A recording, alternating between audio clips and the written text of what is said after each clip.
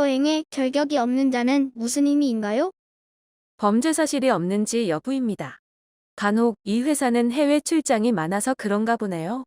라고 묻는 경우가 있습니다.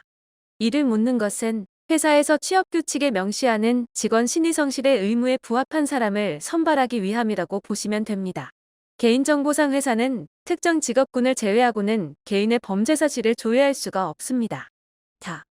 해외여행에 결격이 있다는 것은 출국금지 조치가 내려진 사람을 의미합니다. 이에 해당하는 사람은 1. 형사재판 중인 사람 2. 징역이나 금고형의 집행이 끝나지 않은 사람 3. 범죄 수사를 위해 출국이 적당하지 않다고 인정된 사람 등입니다. 개인적으로 사례를 많이 접하지 못하였지만 사건이 종결되었거나 실형이 종료된 경우에는 여권 발급에 지장이 없으므로 해외여행에 결격이 없게 됩니다. 현 직장에서 성과급 비중이 많이 높은데 기본급은 낮습니다. 그런데 이직하려는 곳에서 기본급만을 기준으로 연봉 협상을 하고 있는데 이게 맞는 건가요? 일반적인 경우라면 기본급을 기준으로 연봉 협상을 하고 있습니다. 그래서 성과급 비중이 높은 경우라면 불리한 것이 사실입니다. 하지만 어느 정도 비중이 높다면 정상 참작을 하는 경우가 많습니다. 특히 사인온 보너스를 단연간 지원하거나 기본급을 높이는 경우, 연차를 1에서 2년 높이는 경우, 별도 수당을 높이는 경우 등이 있습니다.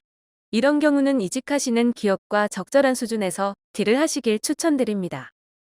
비슷한 논리로 주거비 등 상대적으로 큰 복리 후생을 받았던 경우에도 같은 방법으로 어필하시는 것이 실질 임금 보전 차원에서 유리합니다. 2에서 3개월 있으면 성과급이 나오는데 이직하려는 직장에서는 빨리 입사하라고 합니다. 그러면 성과급을 못 받는데 이직하는 회사에서 보전할 수 있을까요? 현실적으로 어렵습니다. 많은 기업이 1년에 한 번 나오는 경영성과급을 1에서 3월경 지급하고 있습니다. 그런데 12에서 1월경 이직을 하게 되면 이를 받기 어렵습니다. 해당 성과급은 이전 직장에서의 성과로 인해 이전 직장에서 받는 것이기에 새로운 직장에서 지급할 의무가 없기 때문입니다. 생각보다 해당 질문을 하시는 분이 많으신데 현실적으로 입사 시기를 조율하시는 것을 추천드립니다. 같은 논리로 현 직장에서 승진 예정자인데 이직하면 승진이 어려워지는 경우가 있습니다.